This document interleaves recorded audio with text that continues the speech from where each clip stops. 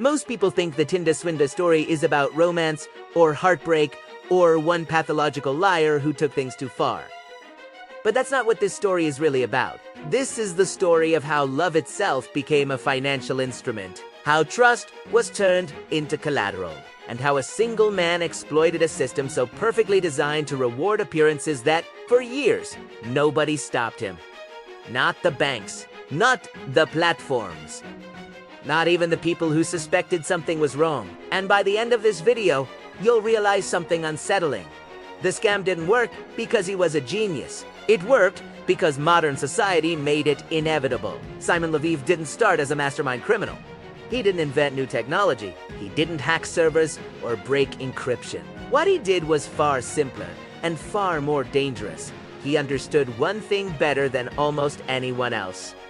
People no longer fall in love with people. They fall in love with stories. And in a world built on Instagram, dating apps, and curated identities, the right story is worth more than money. Simon presented himself as the son of a billionaire diamond tycoon.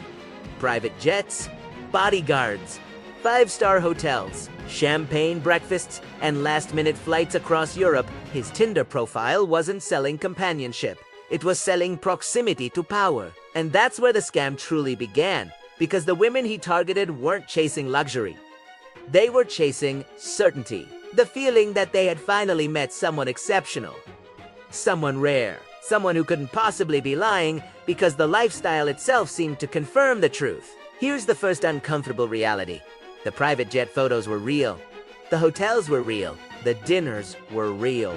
That's why the scam worked. This wasn't a fantasy built from nothing. It was a carefully engineered illusion, financed not by wealth, but by debt. Simon didn't need money. And need dead flow. As long as money kept moving, the illusion stayed alive. And this is where the loop opens, because the obvious question becomes, how do you fund a luxury lifestyle with no real income? The answer is what turns this story from a romance scam into a financial system failure. Simon used new victims to finance old ones, not in a classic pyramid scheme sense, but in a psychological one. Each woman believed she was temporarily helping a powerful man under threat. Each transfer felt rational. Each decision felt safe. Because love, urgency, and fear were perfectly mixed. Simon never asked for money immediately. First came the whirlwind romance. Trips. Teintimashi. The emotional dependency. Then came the danger. Enemies, threats, frozen accounts. He framed himself not as a scammer, but as a man under siege. And when someone you love is in danger, logic shuts down. The request doesn't feel like a transaction. It feels like loyalty. This is where the real scam reveals itself. The product was never love. The product was urgency. Simon created artificial crises that forced fast decisions. And fast decisions are where critical thinking dies. He knew that banks would approve loans faster than people would question emotions. He knew that credit card companies would extend limits without understanding context. And he knew that shame would silence victims long after the money was gone. At these points, you might think the system eventually corrected itself, that alarms were triggered, that someone stepped in. But here's the part almost nobody talks about. For years, the system worked exactly as designed. Banks processed transactions, dating apps facilitated connections. Social media amplified credibility. No rule was broken loudly enough to matter, because no single part of the system was responsible. Each piece could blame the others.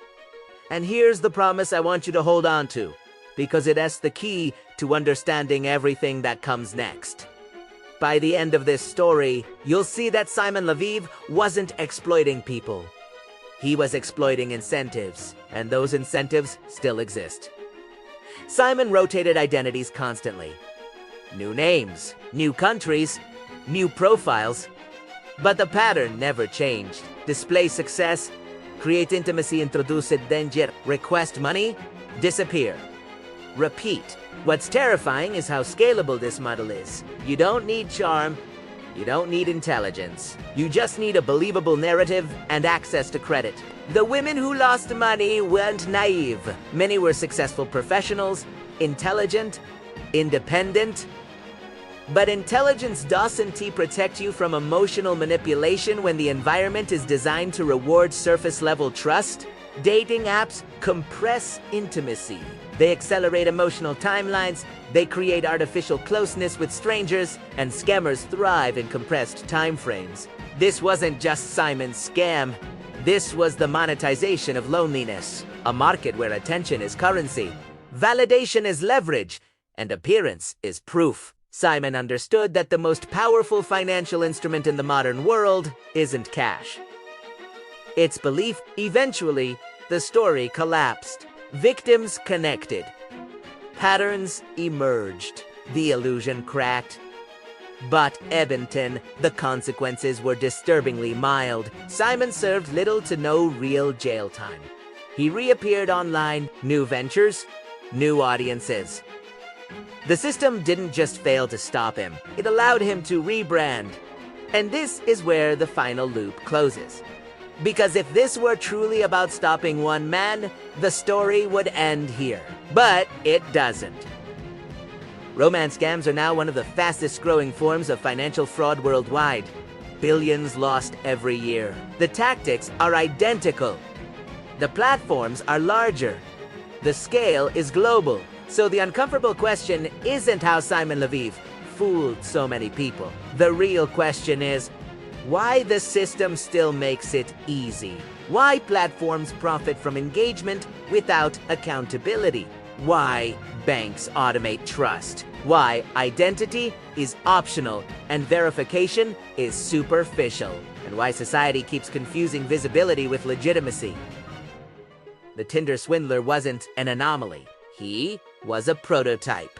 A preview of a future where scams don't look like crimes, they look like lifestyles, where fraud doesn't hide in the shadows, but travels first class and posts stories from the cabin. And if you're thinking this couldn't happen to you, remember Tease Every Victim thought the same thing. Because the most effective scams don't feel like scams. They feel like opportunities. They feel like love. And by the time you realize the difference, the money is already gone. If you want to understand modern fraud, don't look at code or loopholes.